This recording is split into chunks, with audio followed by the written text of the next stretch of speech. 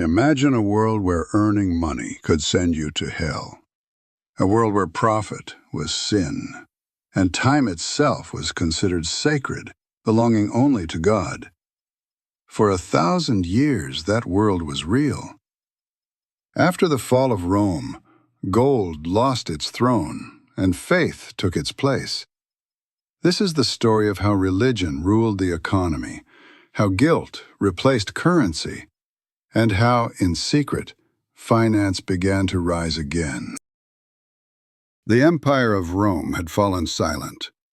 The coins that once carried emperors' faces now lay buried in the dust.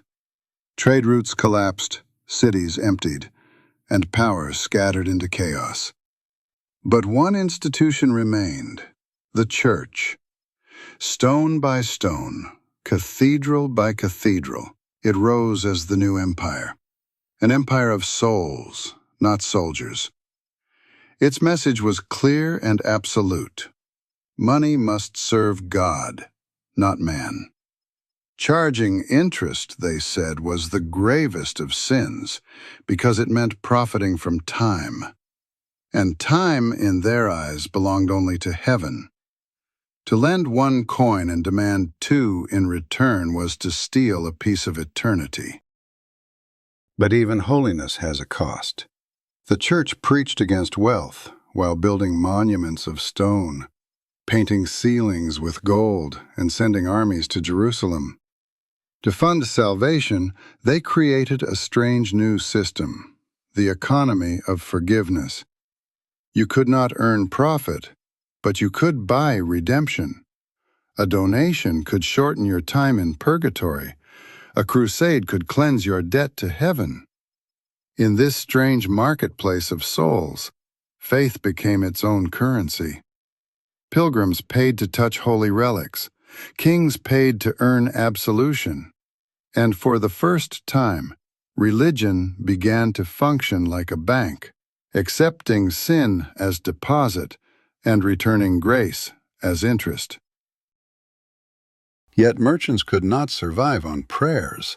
Ships needed sails, and soldiers needed pay. So trade continued quietly in the shadows between morality and necessity. A loan was renamed a partnership. Profit was rebranded as exchange cost. A contract might read, "I will lend you 10 coins in Paris, and you will repay 11 in Venice." But those who wrote it would whisper, "It's not interest, it's distance." Behind closed doors, ledgers filled with coded language. And thus, finance disguised itself as faith. In the ports of Genoa and Florence, bankers became theologians, interpreting scripture with ink and logic. They could not defy God, but they could negotiate with him. Letters of credit appeared, thin sheets of parchment sealed in wax, traveling across continents in the hands of traders. A man in Italy could pay gold to a banker, and his partner in Constantinople could withdraw it weeks later without a single coin ever moving. Gold was replaced by words, and those words were worth more than any metal. In this new invisible economy, the banker's reputation became his fortune. A signature meant more than a vault of silver. Once again, humanity had rediscovered the oldest truth in finance, that money is trust. But not everyone trusted this new magic. Priests condemned it, kings feared it, and common people, they didn't understand it at all. Whenever famine struck or markets failed, they blamed the moneylenders. Debt became evil, and those who lent money were branded as thieves of faith. By the 12th century, the tension reached a breaking point.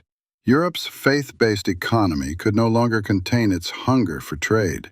Crusaders brought back silk, spice, and stories, and with them a glimpse of another world, a world where commerce was not sin, but discipline, where trade was bound by ethics, not guilt. That world stretched from Cairo to Baghdad, from Damascus to Cordoba. It was a civilization guided by a different principle, that wealth, when earned with fairness and risk, could be moral. The Islamic world had done what Christian Europe could not. It had made profit righteous. And from that world, Europe would soon learn how to make money holy again. Imagine a world where faith didn't punish wealth. It perfected it. A world where merchants, scholars, and rulers shared a single belief, that prosperity was a form of gratitude to God. While Europe prayed for salvation, the Islamic world was building an economy, one that would shape the next 1,000 years of trade, science, and finance. This was the age of golden faith. While Europe struggled under famine and fear, the East was glowing. From the deserts of Arabia to the palaces of Baghdad, a civilization was rising on the foundation of belief and curiosity. Here, faith and reason were not enemies, they were partners.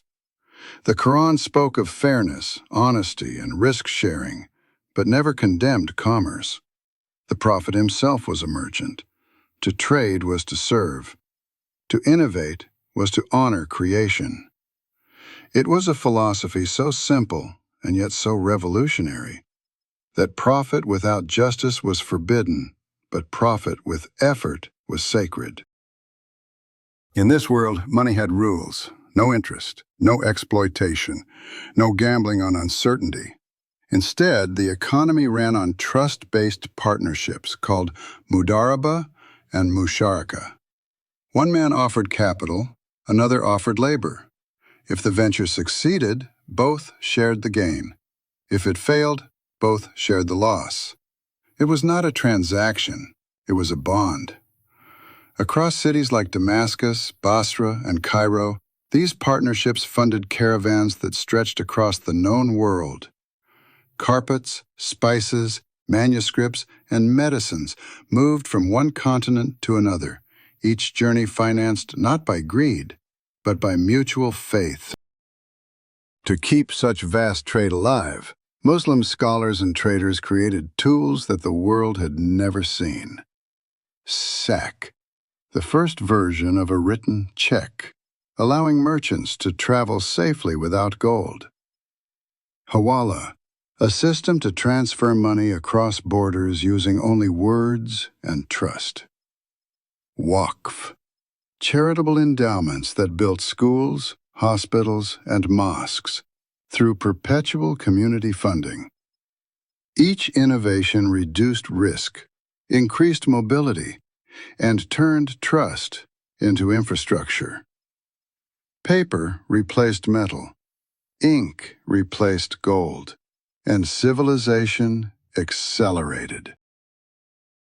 In Baghdad, under the Abbasid caliphs, stood a building unlike any other, Bait al-Hikmah, the House of Wisdom. It was more than a library, it was an economic engine powered by knowledge. Scholars translated Greek philosophy, Persian mathematics, and Indian astronomy into Arabic. They didn't just preserve ideas, they refined them, commercialized them, and shared them across the empire. Astronomers calculated trade routes by the stars. Mathematicians invented algebra, a word derived from al-jabr, meaning reunion of broken parts. It was not a coincidence. To them, mathematics was a language of divine balance, just like finance. And behind every scholar stood a patron, a banker, a trader, or a ruler, funding the pursuit of truth, not for charity, but for civilization. By the 11th century, the Islamic world connected 3 continents through commerce. From the Silk Roads of Samarkand to the harbors of Alexandria and Al-Andalus, gold dinars and silver dirhams flowed like rivers. Markets were alive with voices in Arabic, Farsi, Greek, Latin, Hindi, and Swahili. Contracts were written, sealed, and honored across distances that empires could not conquer. It was in many ways the first globalized economy, founded not by kings or armies, but by shared moral codes. Far to the west, European merchants began to notice something extraordinary. Muslim traders were richer, faster, and more reliable. Their contracts worked, their ships returned, and their word was as solid as their gold. Venetians and Genoese sailors borrowed their systems, adopted their ledgers, and learned the language of profit without sin. From the East, they imported not only spices and paper, but the very architecture of modern banking. But no light lasts forever. As Mongols invaded and crusades fractured unity, the great trading hubs weakened, scholars scattered, empires divided. The flow of gold and ink slowed to a trickle. And in that silence, Europe, armed with the knowledge it had borrowed, prepared to take the stage. Imagine a time when money no longer served kings. It created them. A time when a family's ledger could decide the fate of nations. When the pen replaced the sword, and the banker replaced the throne. That time began in Florence, and the family who wrote its code would turn faith into finance, and finance into power. This is the story of the Medici. 15th century Florence was a city of contradictions, devotion and decadence, poverty and opulence. Church bells echoed above streets lined with silk and spices. Artists painted angels, while bankers counted coins.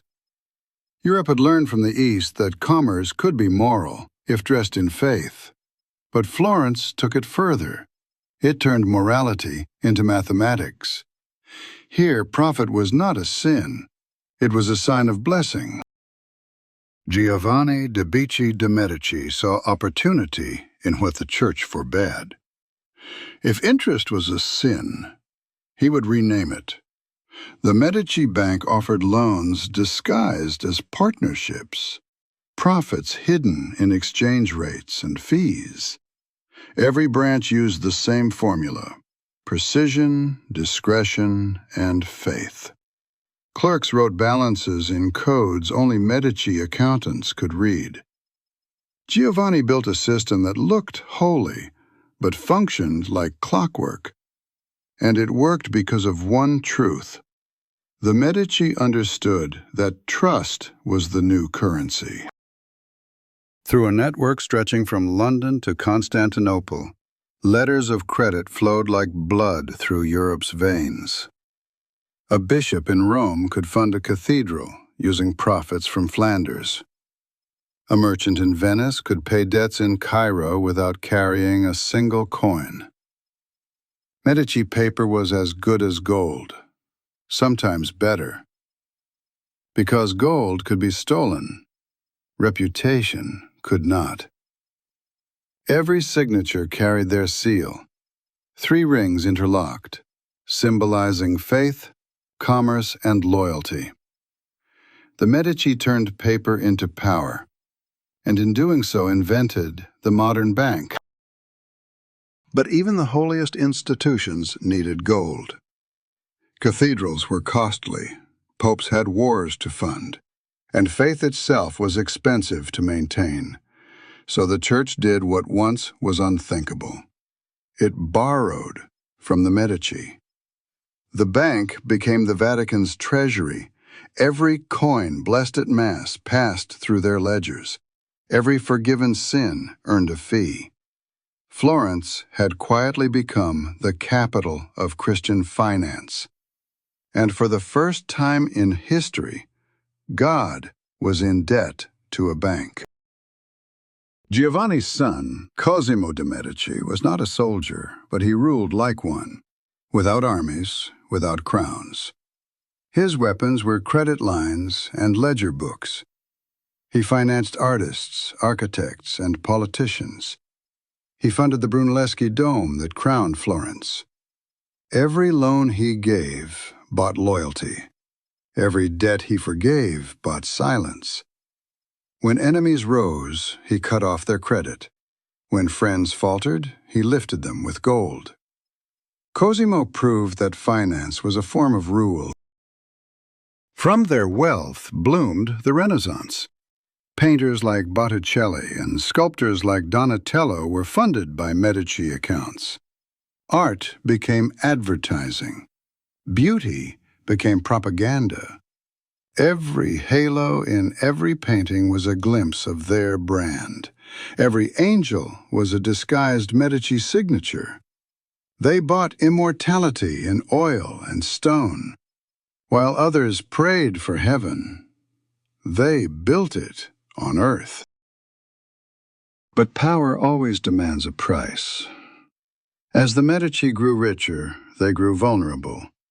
Rivals accused them of corruption. Priests warned that no man could serve both God and gold. Their own bank, the empire they built on trust, began to crumble under bad loans and political wars. The same paper that made them kings would soon be used to erase their name. But the idea they created, that money could govern nations, would outlive them all. When the Medici bank finally collapsed, their descendants moved into palaces and cathedrals. One became a duke, another became a pope. They no longer needed ledgers, they had history. And in the centuries that followed, kings, corporations, and countries would all learn their method. Control credit, and you control the world. The Medici Code became Europe's blueprint for capitalism. Their balance sheets inspired the first national banks. Their letters of credit became bonds. Their networks became markets.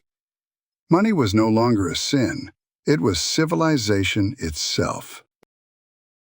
History remembers the Medici as patrons of art and science. But their greatest creation was invisible, a system of belief that turned numbers into power. From faith to fear, from God to gold, humanity had finally found a way to monetize trust itself. And in doing so, we had crossed a line we could never uncross.